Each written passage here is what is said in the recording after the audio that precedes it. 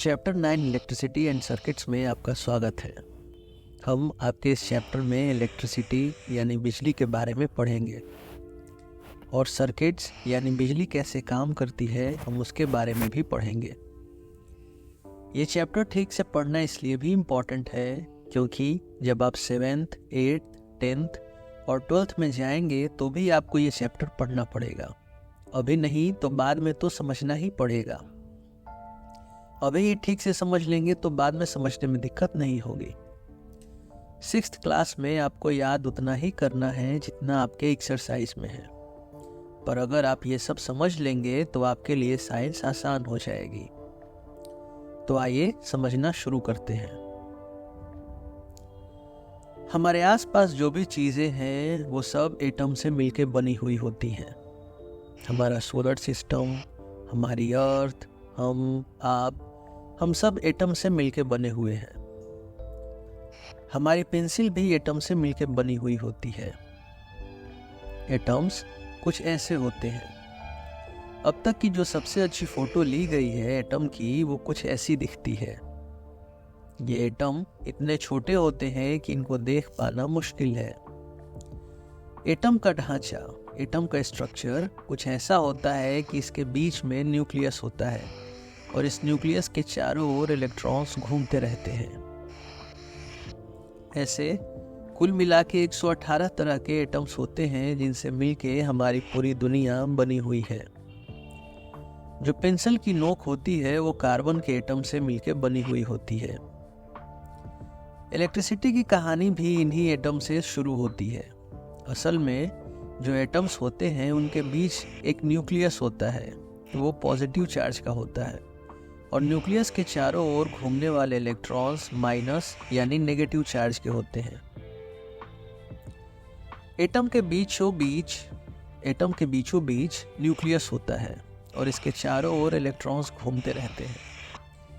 ये जो न्यूक्लियस होता है वो पॉजिटिव चार्ज का होता है और जो इलेक्ट्रॉन्स इसके चारों ओर घूमते हैं वो नेगेटिव चार्ज के होते हैं। और इलेक्ट्रिसिटी यानी बिजली की कहानी इन्हीं पॉजिटिव और नेगेटिव चार्जेस से मिलकर बनती है। हम इन नेगेटिव चार्जेस वाले इलेक्ट्रॉन्स को एटम से निकाल के एक तरफ कर देते हैं और बाकी के बचे हुए एटम को दूसरी तरफ, मतलब पॉजिटिव चार्जेस को एक तरफ और नेगेटिव को दूसरी तरफ।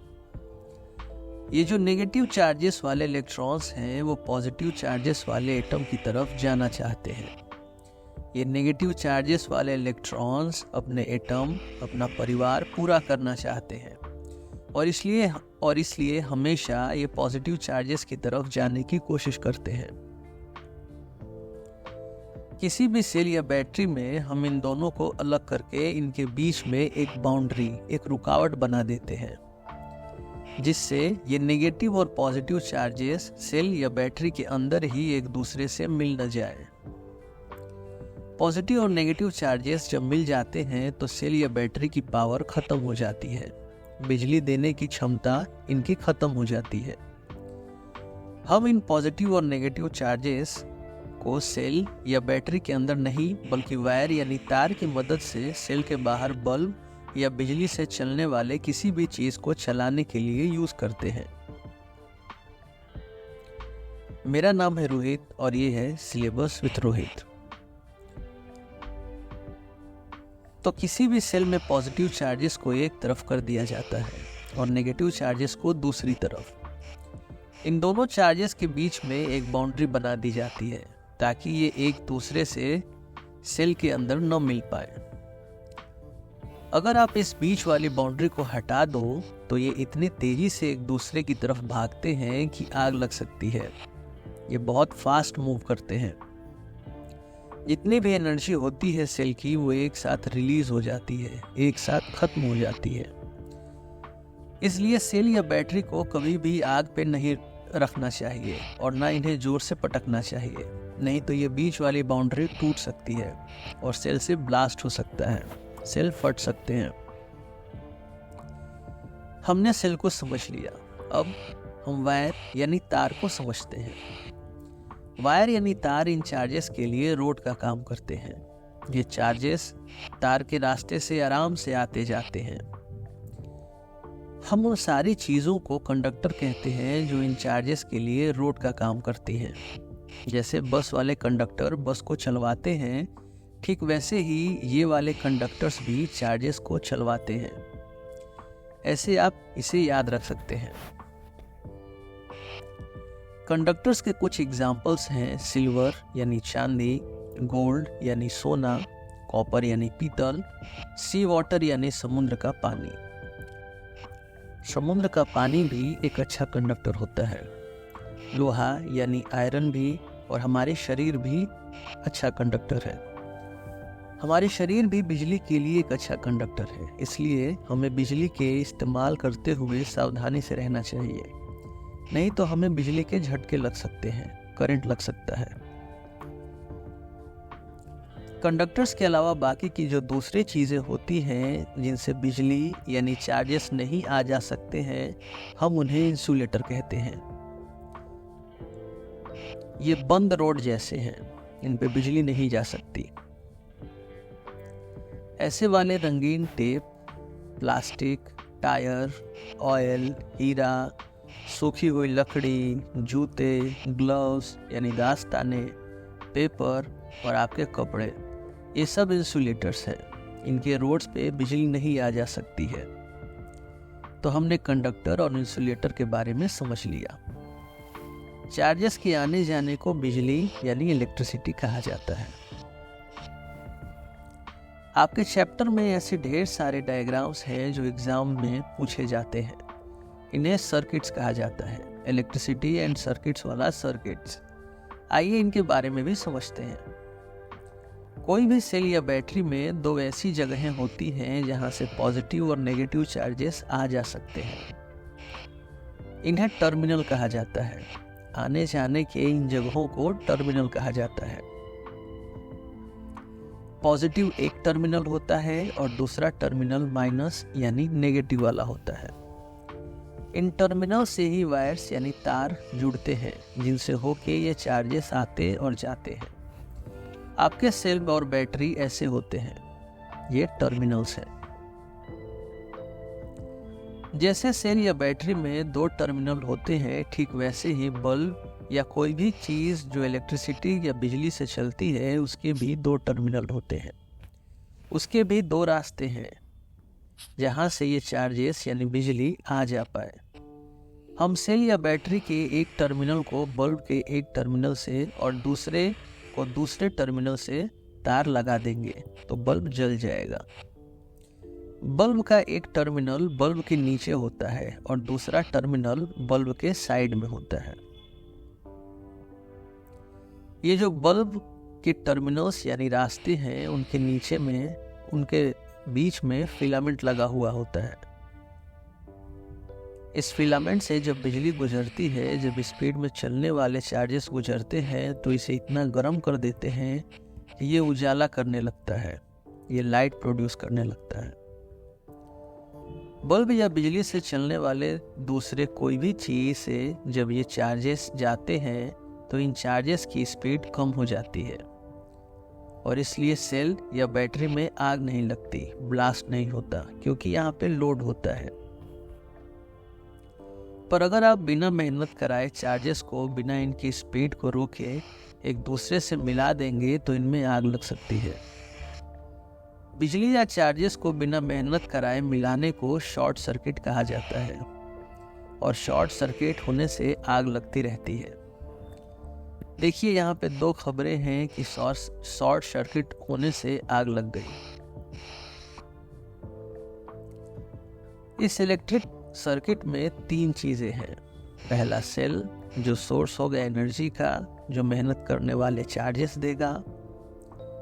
दूसरा है बल्ब जिसमें हम मेहनत करवाएंगे और तीसरा है वायर, चार्जेस के आने जाने वाली रोड जो सेल और बल्ब को जोड़ेंगे।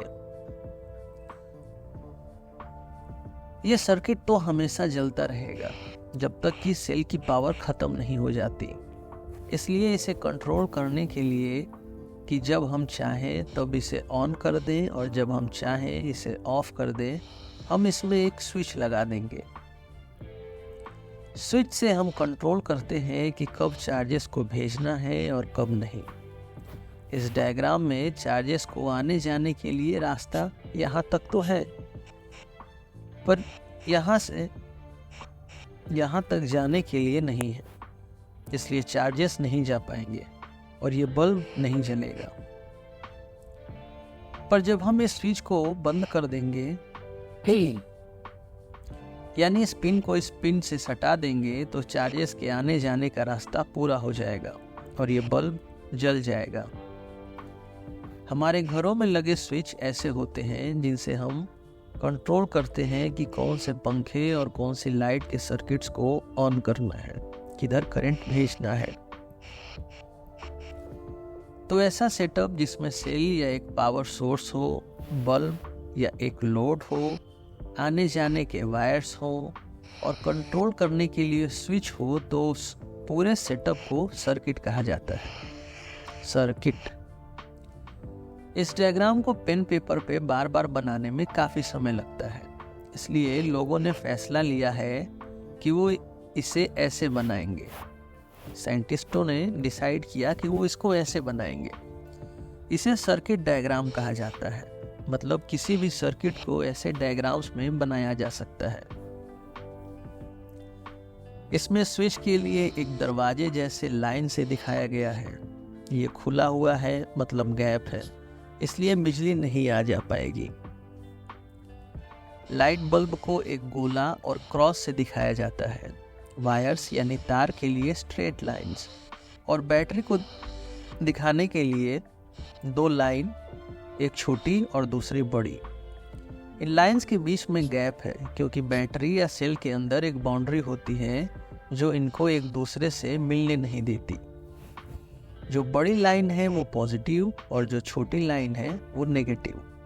बस बन गया आपका सर्किट डायग्राम। जब आप बड़ी क्लासेस में जाएंगे तो इतने भयंकर सर्किट्स डायग्राम को समझना पड़ेगा। इनमें गुणा गणित लगा के आपको सवाल भी करने पड़ेंगे। खैर, जब पढ़ेंगे तब देखेंगे। तो किसी भी सर्किट का सर्किट डायग्राम ऐसे बनाया जा सकता है। आइए अब एक एक करके समझते हैं कि सर्किट डायग्राम में कौन कौन सी चीजें कहाँ कहाँ लग सकती हैं। कहीं भी बिजली है, मतलब एक सर्किट होगा जिसे सर्किट डायग्राम बना के समझाया जा सकता है। हर जगह एक सोर्स होगा जिसमें चार्जेस होंगे। हर जगह आने जाने के रास्ते होंगे। हर जगह एक लोड होगा। हर जगह एक स्विच भी होगा। तो हमारे सोर्सेस सेल हो सकते हैं। हमारे घरों में लगे इन्वर्टर की बैटरी हो सकती है। हमारे घरों में जो बिजली आती है वो भी सोर्स है। इन सब में एक टर्मिनल से पॉजिटिव चार्जेस आते हैं और दूसरे से नेगेटिव। सोर्स को हम किसी भी सर्किट में ऐसे दिखाते हैं।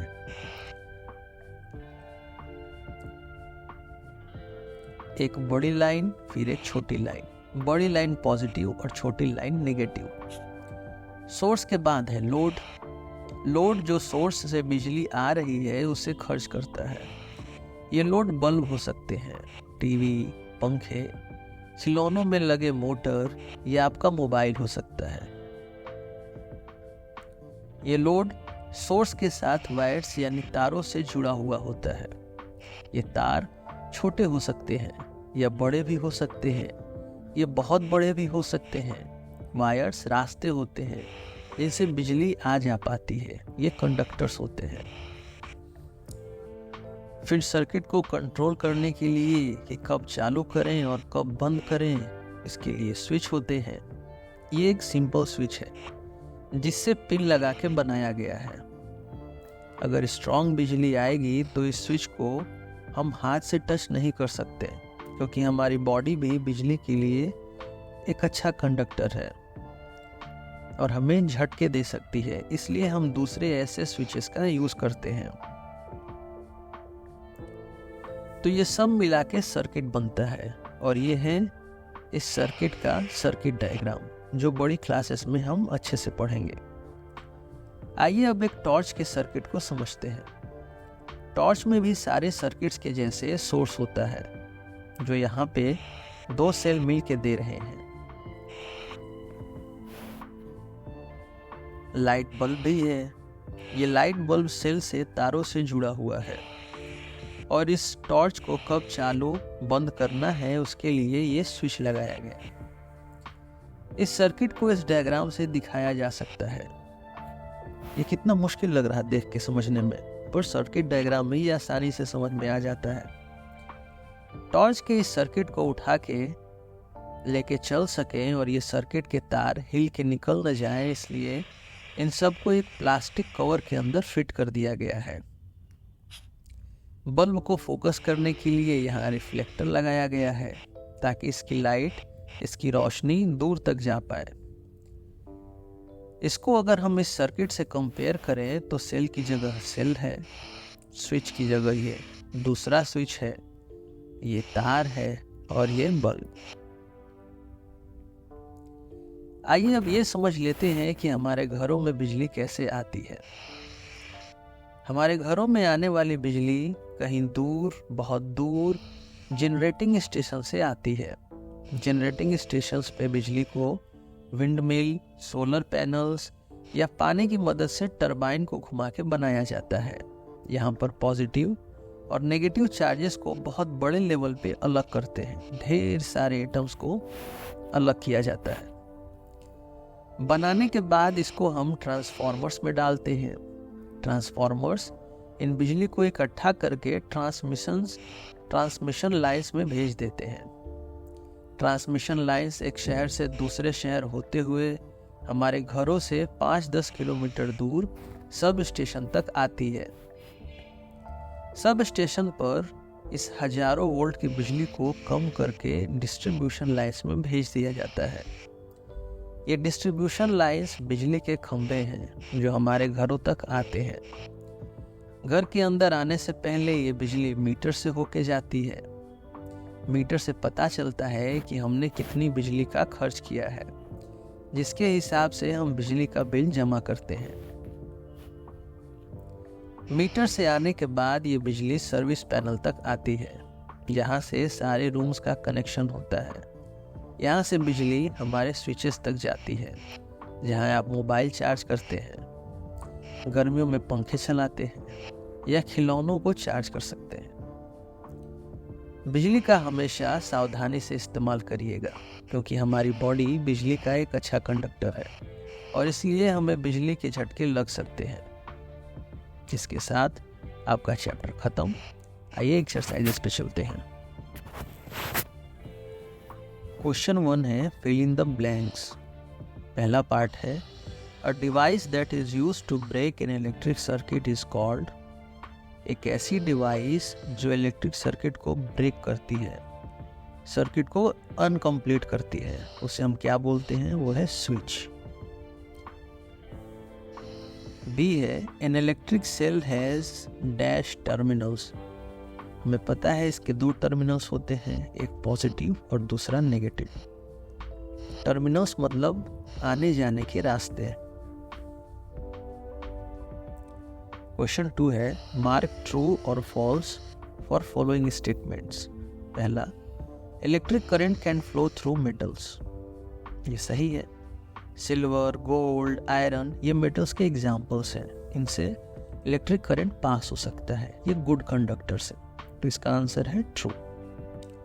बी है instead of metal wires a jute string can be used to make a circuit. ये बोल रहे हैं कि मेटल वायर्स की जगह पे अगर हम जूट की स्ट्रिंग यानी जूट का धागा लगाएं तो भी करंट आ जा सकता है। जूट जो है वो इंसुलेटर होता है, ये कंडक्टर नहीं होता है, इसलिए इसका आंसर गलत होगा, फॉल्स। सी है electric current can pass through a sheet of thermocol. ये आपके थर्माकोल है जिससे आप प्रोजेक्ट वगैरह बनाते हैं। ये बोल रहे हैं कि थर्माकोल से इलेक्ट्रिक करंट पास हो सकता है, ये गलत है, इससे नहीं पास करेगा क्योंकि ये इंसुलेटर होता है थर्माकोल। अगला क्वेश्चन है explain why the bulb would not glow in the arrangement shown in figure 9.13। इस फिगर में बल्ब क्यों नहीं जलेगा? देखिए यहाँ पे जो है, जो स्क्रू का पीछे वाला हिस्सा है वो प्लास्टिक का बना हुआ है तो ये सर्किट कंप्लीट नहीं हो रही है। इसका आंसर लिखेंगे हम, the end of the screw driver is covered with plastic which is a poor conductor of electricity. बस इतना आप लिख देंगे तो आपका आंसर पूरा हो जाएगा। अगला क्वेश्चन है question 4, complete the drawing shown in figure 9.14 to indicate where the free ends of the two wires should be joined to make the bulb glow। इस डायग्राम में आप बताइए कि ये जो दो खाली तार हैं इनको हम कहाँ जोड़ेंगे ताकि ये जो है ये कंप्लीट हो जाए, बल्ब जल जाए। तो हमें पता है कि एक जो इसका तार होगा वो हमारे सेल के आगे वाले हिस्से से आ जाएगा और दूसरा ये बल्ब के एक टर्मिनल से लगेगा नीचे वाले। तो इसका आंसर हम लिखेंगे, The positive terminal of the cell should be connected to one end of the switch। एक एंड से पॉजिटिव वाले को जोड़ेंगे। And the other terminal of the bulb should be connected to the other end of the switch। और जो बाकी का जो दूसरा है उसे दूसरे हिस्से में जोड़ देंगे हम। तो ये पूरा हो जाएगा। क्वेश्चन 5 है, What is the purpose of using an electric switch? Electric switch use करने का क्या पर्पस होता है, इसके फायदे क्या है? Name some electrical gadgets that have switches built into them. ऐसे इलेक्ट्रिकल गैजेट्स, बिजली की वस्तुओं का नाम बताइए जिनमें पहले से ही स्विच लगे हुए होते हैं। तो हमें पता है कि the purpose of using an electric switch is to complete और ब्रेक एन इलेक्ट्रिक सर्किट। ये आपका स्विच का सिंबल है। ये कंट्रोल करता है कि करंट जाएगा या नहीं जाएगा। The purpose of using an electric switch is to complete और break an electric circuit. Some electrical gadgets that have switches built into them are, ये आपका क्वेश्चन से आएगा, cooler, table fan, TV, radio, washing machines, etc। अगला question है question 6, Would the bulb glow after completing the circuit shown in figure 9.14 if instead of safety pin we use an eraser? अगर हम safety pin की जगह eraser को use करें तो क्या ये बल्ब जलेगा? अगर इसका कनेक्शन जो लास्ट आंसर हमने दिया उसके हिसाब से होता है, मतलब ये वाला जो एंड है ये सेल से जोड़ देते हैं और एक एंड को बल्ब से। तो हमें पता है कि जो ये पिन है ये तो कंडक्टर है, इसलिए ये इलेक्ट्रिसिटी पास कर पा रही है। पर अगर इसकी जगह हम एक रबर को रख देंगे तो रबर जो है वो इंसुलेटर है और बिजली पार नहीं कर पाएगी। तो इसका हम आंसर लिखेंगे no. Since eraser is an insulator so it does not allow the current to pass, hence the bulb will not glow. अगला क्वेश्चन है question 7, would the bulb glow in the circuit shown in figure 9.15? क्या bulb जलेगा इस circuit में? अभी एक बार में देखने में तो लगता है कि हाँ जल जाएगा, पर अगर आप ध्यान से बल्ब को देखेंगे तो आपको पता चलेगा कि दोनों जो टर्मिनल सेल से आ रहे हैं वो एक ही जगह पे लगे हैं।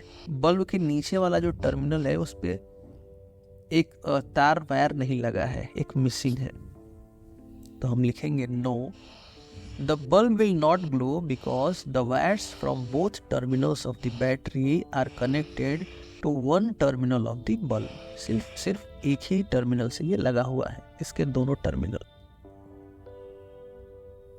अगला क्वेश्चन है question 8, using the conduction tester on an object it was found that the bulb begins to glow. Is that object a conductor or an insulator? Explain। Conduction tester क्या होता है? ये एक ऐसा स्क्रू ड्राइवर जैसा होता है। जैसे आप कहीं से करंट जा रहा है, आप उसको टच करेंगे तो ये बल्ब जल जाता है। तो हमें पता चलता है कि करंट जा रहा है, इसमें करंट है। यहाँ पे ये बोल रहे हैं कि इस टेस्टर को किसी चीज से टच किया गया और टच करने से ये बल्ब जल गया। तो आपको बताना है कि जिसको टच किया वो कंडक्टर होगा या इंसुलेटर। अगर इंसुलेटर होता तो करंट यहाँ तक नहीं आ पाता है ना, तो वो जो होगा वो कंडक्टर होगा। तो हम इसको लिखेंगे, since the bulb glows when the tester is touched with the object, right? Bulb तभी जला जब टेस्टर को उस चीज से छुआ गया। The object must conduct electricity, क्योंकि बल्ब जला, करंट आया, इसलिए रास्ते में जो आया वो इलेक्ट्रिसिटी को कंडक्ट करने वाला होगा। Hence the object is a conductor. अगला क्वेश्चन है, why should an electrician use rubber gloves while repairing N electric switch at your home? Explain. जो बिजली बनाने वाले होते हैं, बिजली का काम करने वाले, वो रबड़ के ग्लव्स का यूज क्यों करते हैं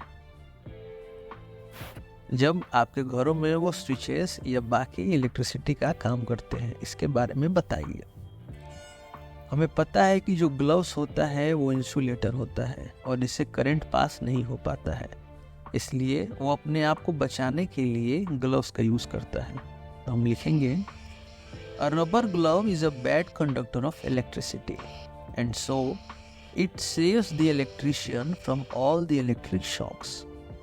जो ग्लव्स हैं वो इलेक्ट्रिशियन को ढेर सारे बिजली के झटकों से बचाता है।